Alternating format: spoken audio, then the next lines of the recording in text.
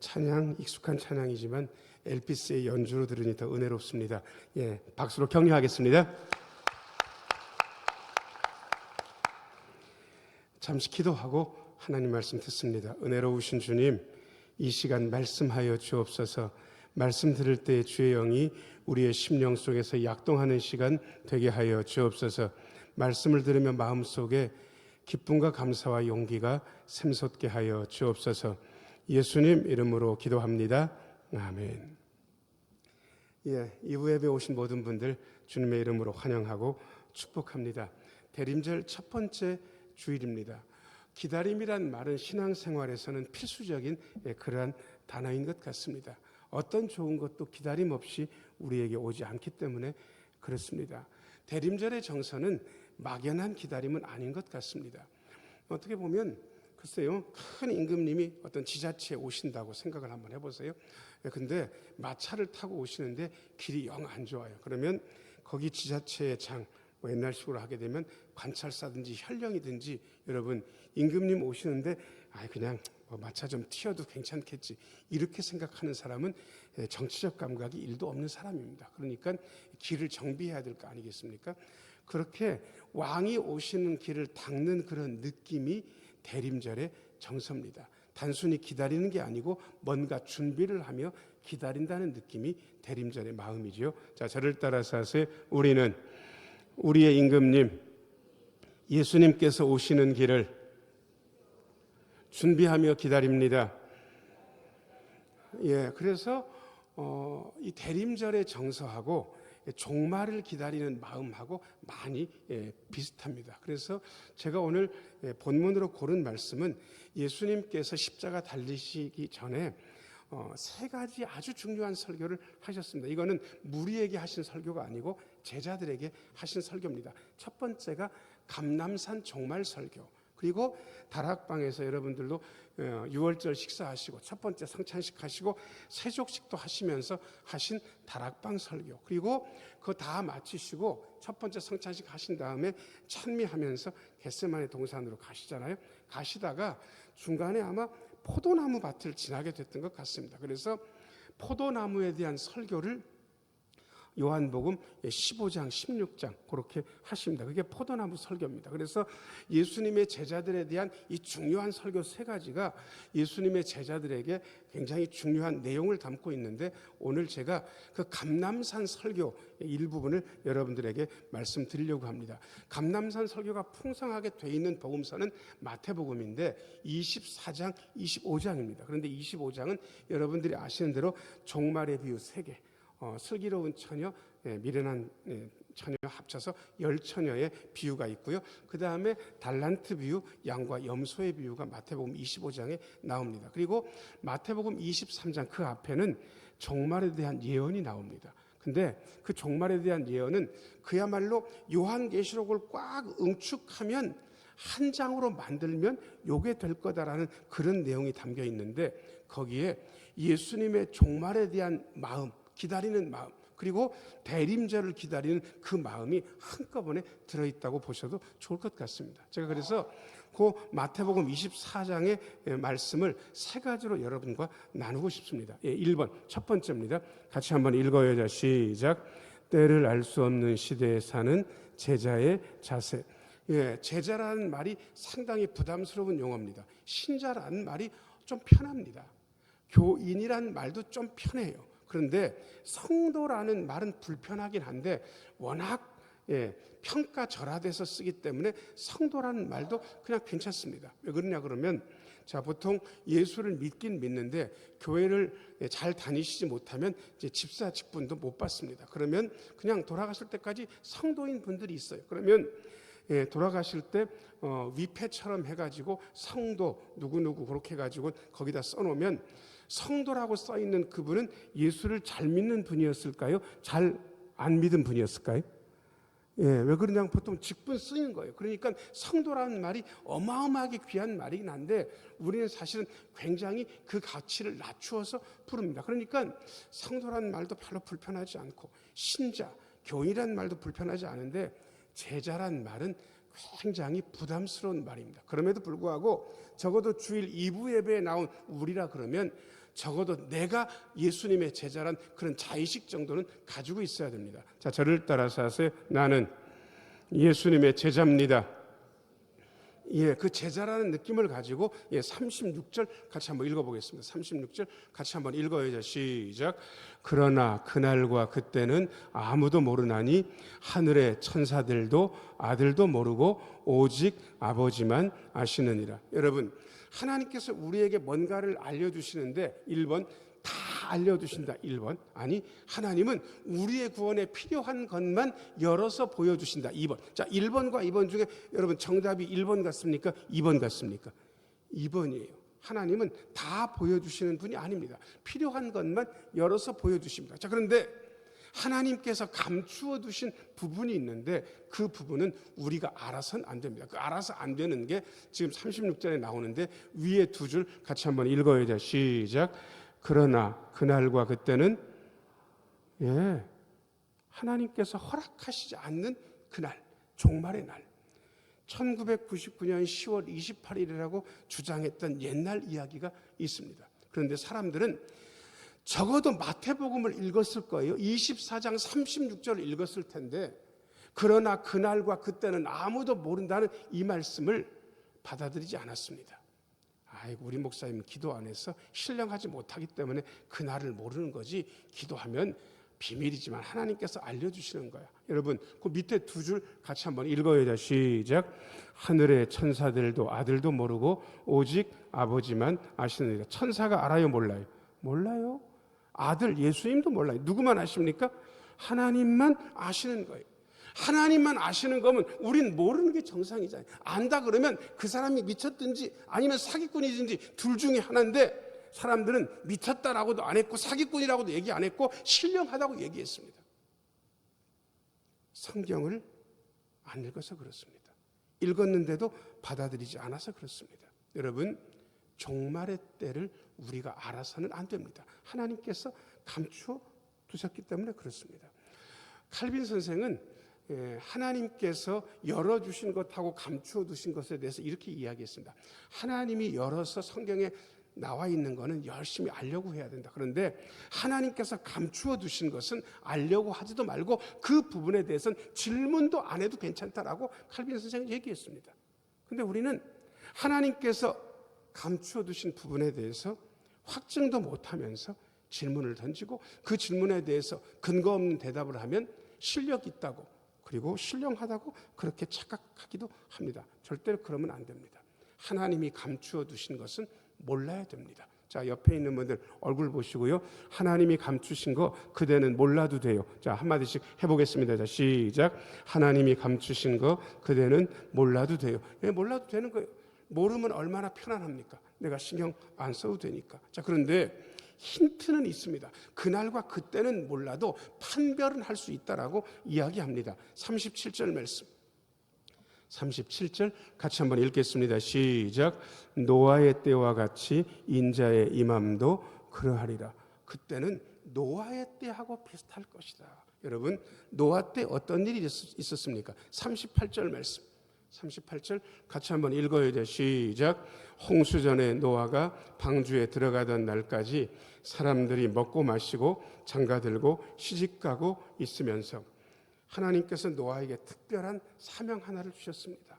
이 땅이 죄악이 관영했으니 나는 이 땅을 물로 심판할 거다. 너는 그때를 대비해서 방주를 지어라. 사람들의 날은 120년이 될 거다. 여기서 말하는 120년은 사람들의 수명에 대한 이야기가 아니고 그때부터 한 120년쯤 지나서 물로 심판하시겠다는 하나님의 언질입니다. 그 120년 동안 노아는 사람들이 보기에는 말도 안 되는 일을 했습니다. 산꼭대기에서 배를, 그것도 어마어마하게 큰 배를 짓기 시작했습니다.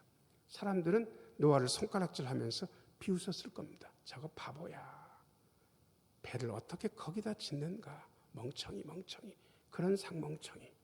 노아는 그런 비난에도 불구하고 하나님께서 해주신 말씀을 끊임없이 지켰습니다. 그리고 사람들은 하나님의 마음에 대해서 1도 신경 안 썼습니다.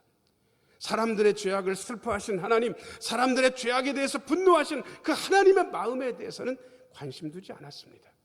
지금 요즘이 어떻던 것 같습니까? 요즘 사람 눈치는 겁나게 봅니다. 정치인들도 연예인들도 뭔가 하는 사람들도 사람의 눈치, 사람의 시선 신경 씁니다. 그런데 정작 하나님의 시선은 신경 쓰지 않고 그렇게 살아갑니다. 노아의 때랑 똑같습니다. 그리고 심지어 39절 말씀, 39절 같이 한번 읽어요. 시작. 홍수가 나서 그들을 다 멸하기까지 깨닫지 못하였으니 인자의 임함도 이와 같으리라. 여러분, 종말의 무감각, 영적으로 무지함, 깨닫지 못함에 대해서 이야기하고 있습니다. 자, 셋째 줄 같이 한번 읽어요. 시작. 깨닫지 못하였으니. 여러분, 내 주변의 일을 보면서 내 삶이 어떻게 흘러가는지 깨닫고 계신지 모르겠습니다. 보통 큰 기업체나 그 다음에 공장 같은 걸 운영하는 분들은 1대 29대 300이라는 법칙에 대해서 생각을 조금 해보셔야 됩니다. 큰 대형 사고, 사람이 죽어나가는 대형 사고가 한 번 있으려 그러면 그 전에 자잘한 사고, 그냥 자잘한 사고가 한 300번쯤 일어납니다. 그리고 그 300번 중에 29번은 꽤 신경 써야만 되는 사고. 아이고, 이거 왜 일어났지? 이거 뭐 좀 바꿔야 되지 않나? 생각해야 되지 않나? 29번. 그리고 나서 대형 사고가 한 번 터집니다. 이 말은 무슨 얘기냐 그러면 하나님께서 자잘한 일들을 일어나게 하시면서 너 지금 큰 사고에 대비하라고 이야기하시는 거예요. 깨달으라고 이야기하시는 거예요. 그 300번의 기회 동안, 29번의 기회 동안 깨닫지 못하고 하던 대로 늘 쭉 하게 되면 나중에 대형 사고가 터질 수 있습니다. 세월호도 이태원 참사도 비슷할 겁니다. 그 전에 그런 조짐들은 늘 있었습니다. 그런데 깨닫지 못하니까 결정적인 사고가 생기는 거거든요. 우리는 깨달아야 되는 제자입니다. 자, 저를 따라서 하세요. 우리는 하나님의 마음을 깨달아야 하는 예수님의 제자입니다. 예, 하나님의 마음이 어떤지 우리 생각해야 됩니다. 자, 그 다음에 두 번째입니다. 2번 같이 한번 읽어야 돼요. 시작. 같은 자리 같은 일 그러나 다른 결말. 40절 41절 읽겠습니다. 자, 시작. 그때에 두 사람이 밭에 있음에 한 사람은 데려가고 한 사람은 버려둠을 당할 것이요 두 여자가 맷돌질을 하고 있음에 한 사람은 데려가고 한 사람은 버려둠을 당할 것이니라. 일단 40절 보세요. 반일 하는 거, 41절 무슨 일 하는 겁니까? 맷돌질 하는 거예요. 종말이 온다고 해서 여러분 우리의 일상을 포기한다는 생각은 위험한 생각이고 성경적인 생각도 아닙니다. 우리는 종말이 오면 올수록 우리의 일상을 열심히 해야 됩니다. 바꿔는 일상, 여자분이 맷돌질 하는 일상, 우리의 일상을 하는 거예요. 제가 여러분들에게 말씀드릴게요. 혹시 내일 예수님이 온다고 해도요, 오늘 직장 다니는 분들은 직장을 그만둬야 됩니까? 나가야 됩니까? 나가야 되는 거예요. 사업하시는 분은 사업을 하시면 돼요. 우리의 일상은 그만두라고 하신 게 아닙니다. 종말이 앞둬도 우리의 일상을 계속 해나가면 됩니다. 자, 저를 따라서 하세요. 종말이 와도 우리는 일상을 계속합니다. 그 대신 마음 자세가 달라야 된다는 사실을 이야기하고 있습니다.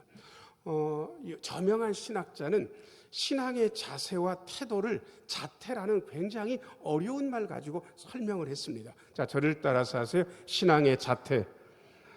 자태라는 말은 있긴 있어요. 사전에 나와 있는 말이긴 한데 자태가 참 곱다. 이 말을 저는 지금까지 제 본의로 한 번도 사람 보고는 써본 적이 없습니다. 자세와 태도를 이야기하는 거죠. 제가 86학번입니다. 그 대학 다닐 때 서울에서 다녔는데 지하철 2호선을 맨날 왔다 갔다 했습니다. 거기 을지로도 엄청 복잡하고 어쩌다 1호선 타고 다른 호선 탈 때면 종로 3가 종로 5가 신도림 이런 데는요 진짜 빠글빠글 했습니다.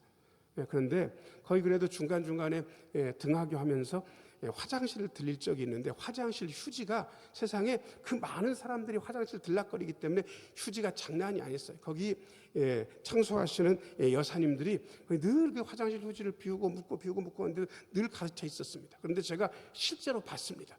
두 분이 일하고 있는데 한 분은 툴툴대고 계시는 거예요. 내가 진짜 인생이 박복해서 내가 남이 응가한 종이나 치우고 있다라고 하면서 툴툴대고 일하고 계시는 거예요. 그런데 한 분은 똑같은 장소에서 똑같은 일을 하시면서도 웃고 계시는 거예요. 그래서 제가 그분한테 질문을 했습니다. 자, 그런 분들한테 질문을 하면 호칭을 잘해야 되는데 호칭 1번 아줌마, 2번 여사님. 자, 1번과 2번 중에서 여러분들이 호칭을 골라보세요. 1번이에요, 2번이에요. 여사님이라고 하는 여사님. 아이고 힘든 일 하시는 것 같은데 여사님은 표정이 좋으십니다. 그랬더니요. 그분이 저한테 진짜 그렇게 얘기했습니다. 선생님, 제가 지구를 깨끗하게 하고 있습니다. 지구를 깨끗하게 하고 있대. 기가 막히죠. 그죠? 여러분이 하나님 같으면 아까 내가 팔자가 박복해가지고 이 짓 하면서 산다고 툴툴대던 그분은 여사님이 아니고 아줌마고, 자, 그 다음에 지구를 깨끗하게 하고 있다고 말했던 여사님하고 누구를 여러분들이 하나님 같으면 데리고 가시겠어요? 아줌마 여사님. 여사님을 데리고 가잖아요. 여러분, 이게 무슨 얘기인지 아세요?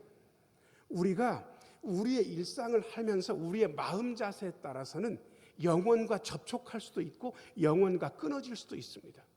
제가 요 근래 들어서 여러분들이 제가 기도원 갔다 오면 좋아하시고 그래서 제가 수도원을 몇 차례 갔다 왔습니다. 가면 분위기가 좀 다르고 읽는 책도 좀 다르고 그렇습니다. 그때 제가 들은 얘기가 있습니다. 여러분, 우리가 땅바닥을 밟는 게 아니잖아요. 우리가 하나님의 발등상을 걷고 있잖아요. 세상에 그렇게 이야기하는 거예요. 제가 그러고 보니까 저는 늘 아침마다 걷는 사람인데 땅바닥을 걷는 게 아니에요. 바닷가를 걷는 게 아니더라고요. 여러분들 이렇게 여기면 어떻습니까? 자, 저를 따라서 하세요. 나는 지금 하나님의 발등상을 거닐고 있다. 자, 여러분 숨 쉬잖아요. 공기를 들숨, 날숨 쉬잖아요. 여러분 그냥 나는 공기를 호흡하고 있다. 이거 말고 나는 지금 하나님의 생기를 호흡하고 있다. 그러면 여러분 느낌이 어떻을 것 같습니까? 자, 저를 따라서 하세요. 나는 하나님의 생기를 호흡합니다. 완전 다르지 않습니까?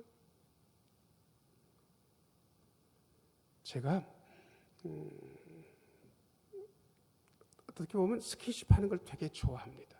우리 애들도 저한테 자랐기 때문에 비슷합니다. 그러면 어쩌다 만나면 안아도 주고 툭툭 어깨도 두들겨주고 그렇습니다.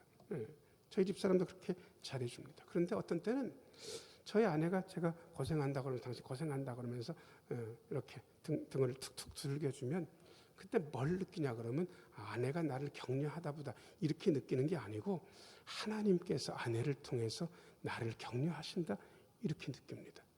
여러분, 저는 그냥 일상의 순간이었는데 저는 그 순간 영혼과 접촉하고 있습니다. 사람 따라 조금 이게 누가 얘기하는지가 좀 다른데 테이야르드 샤르댕이라는 영성학자가 있습니다. 그분이 이렇게 이야기해요. 우리가 인간으로서 영적 체험을 가끔 한다고 생각한다면 하나님에 대해서 잘 모를 거라는 거예요. 우리 보통 그렇게 생각해요. 우리는 인간, 우리는 사람. 그런데 영적 체험을 가끔 한다고 그렇게 생각하잖아요. 근데 그분은 어떻게 얘기했냐 그러면 우리는 영적인 천상의 존재인데 지금 여기서 지구인 체험을 하고 있다고 그렇게 이야기를 하는 거예요. 자, 저를 따라서 하세요. 나는 천상의 영적 존재인데 여기서 지구인 체험을 하고 있습니다. 여러분 이렇게 생각하면 어떻습니까? 완벽하게 삶이 달라지지 않겠습니까? 자, 옆에 있는 분 얼굴 보시고요. 그대는 영적인 존재예요. 한마디 해봐줘요. 자, 시작. 그대는 영적인 존재예요. 영적인 존재로서 인간 체험, 지구인 체험을 지금 하고 계신 거예요. 여러분들이 숨쉬는 숨결, 여러분들이 사람들하고 악수하는 그 순간, 여러분들이 별을 바라보는 그 순간 뭘 느끼고 계십니까? 수도원에서 그렇게 얘기해 줬습니다. 저한테. 하늘을 보면서 별을 볼 때 하나님의 시선이 느껴지냐고. 그 마음 가지고 밤하늘의 별을 봤습니다. 저를 향하시는 하나님의 시선을 그 순간 느끼게 되었습니다.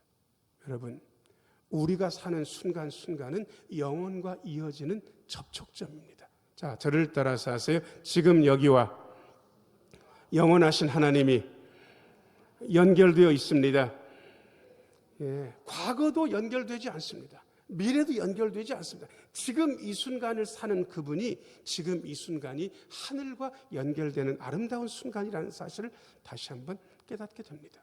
여러분, 같이 밭일을 해요. 한 분은 아우 진짜 짜증난다, 날도 더운데 이거 하기 싫다, 이렇게 일을 하고 있고요. 어떤 한 분은 굉장히 즐거운 마음 가지고 야, 다치면 이 일 못하는데 오늘도 건강하게 이 일을 할 수 있어서 좋다. 이 일을 하고 나면 돈 받을 거고 그 돈 가지고 우리 애들이랑 아내랑 그래도 오늘을 잘 살 수 있다라고 감사하는 마음 가지고 그렇게 밭일을 했습니다. 똑같은 장소에서 똑같은 밭일을 했지만 여러분이 하나님 같으면 누구를 버려두고 누구를 데리고 가시겠습니까? 요즘은 그 두부를 맷돌에다 콩 갈아가지고 하지는 않습니다. 되게 어려운 일이더라고요. 제가 한번 그렇게 하는 걸 봤는데 저는 두부값이 왜 비싼지를 그때 알았습니다. 콩을 한참 갈아가지고 두부를 만들었는데 두부가 많이 생기지를 않습니다. 그리고 심지어 시간도 많이 걸려요. 자, 근데 어떤 분이 남편이 아내한테 두 사람인데 두부를 꼭 맷돌에 갈아가지고 콩 갈아가지고 두부를 만들어 달라고 하면 두 분이 어처구니 하나를 맷돌에다 꽂아놓고 같이 손을 잡고 이렇게 빙빙 돌려가면서 두부를 만든다고 생각을 해보세요. 자, 그러면 여러분 어떻습니까?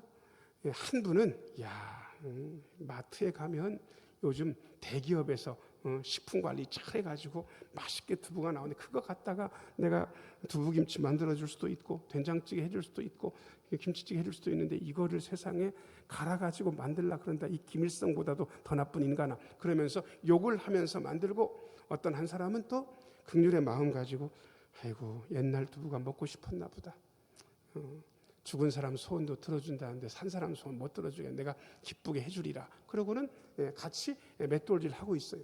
여러분이 하나님 같으면 누구를 버려두고 누구를 데리고 가시겠습니까? 저는 40절 41절이 저한테는 어마어마한 도전이었습니다. 같은 예배당에 앉아 있어요. 똑같이 찬송도 부르고 기도도 같이 하는 것 같아요. 그런데 그 마음 자태에 따라서 어떤 분은 데리고 가시고 어떤 분은 버려둘 겁니다. 그래서 무섭습니다. 자, 저를 따라서 하세요. 같은 자리, 같은 일, 그러나 다른 결말. 여러분 마음 자세를 살펴보셔야 종말의 때를 제대로 보내실 수 있습니다. 자, 그 다음에 3번입니다. 3번 같이 한번 읽어요. 시작. 대림절 신앙은 깨어 준비하는 삶. 42절부터 읽겠습니다. 시작. 그러므로 깨어 있으라. 어느 날에 너희 주가 임할는지 너희가 알지 못함이니라. 너희도 아는 바니 만일 집주인이 도둑이 어느 시각에 올 줄을 알았더라면 깨어 있어 그 집을 뚫지 못하게 하였으리라. 44절. 이러므로 너희도 준비하고 있으라. 생각하지 않은 때에 인자가 오리라. 아멘. 자, 여기 42절, 43절, 44절에 보면 저는 딱 한마디씩밖에 눈에 안 들어옵니다. 깨어 있어라, 준비하라. 이것만 그냥 계속해서 반복하고 있는 거예요. 예수님께서 딱 의도적으로 이 말씀을 하고 계십니다. 종말의 우리의 태도는 뭘까? 자, 저를 따라서 하세요. 우리는 깨어 준비합니다.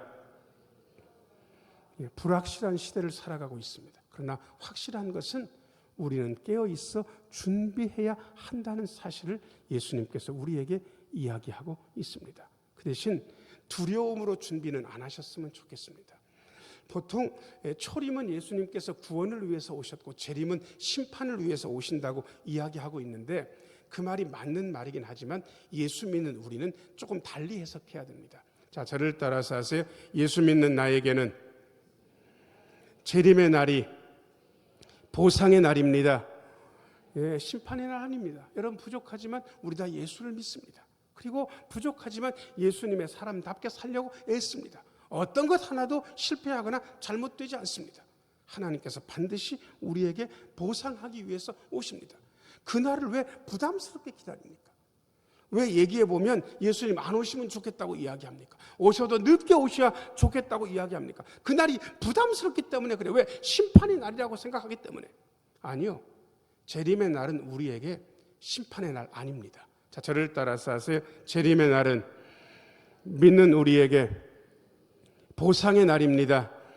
예, 얼마나 기쁘고 즐겁습니까? 그러니 얼른 오시라고 해도 되죠. 그래서 마라나타 신앙, 아멘 주 예수의 오시옵소서라는 말은 두려움의 말이 아닙니다.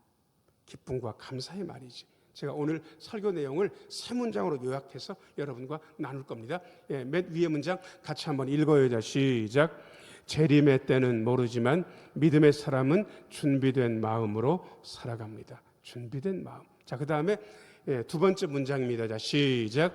같은 곳에 있고 같은 일을 해도 깨어있는 자와 그렇지 않는 자의 결말은 아주 다릅니다. 여러분, 자세와 태도, 여러분의 마음을 다시 한번 돌아보셔야 됩니다. 나는 지금 어떤 마음으로 이곳에 있는가? 그 마음자리를 살피셔야 재림이 우리에게 아름답고 복된 날이 됩니다. 그 다음에 마지막 문장이요. 같이 한번 읽어요. 시작. 대림절의 신앙은 깨어있어 믿음과 사랑으로 주님을 기다리는 삶입니다. 아멘. 자, 저를 따라서 하세요. 깨어있어 믿음과 사랑으로 주님을 기다립니다. 기도하겠습니다. 은혜로우신 아버지 하나님, 때는 모르지만 준비된 마음 가지고 살아갑니다. 같은 곳에 있다고, 같은 일을 한다고 마음에 안심하지 않게 하여 주옵소서. 주님께서 받으심직한 그 마음 자세를 유지하게 하여 주옵소서. 지금 깨어있어 믿음과 사랑으로 주님을 기다리게 하여 주옵소서. 예수님 이름으로 기도하옵나이다. 아멘.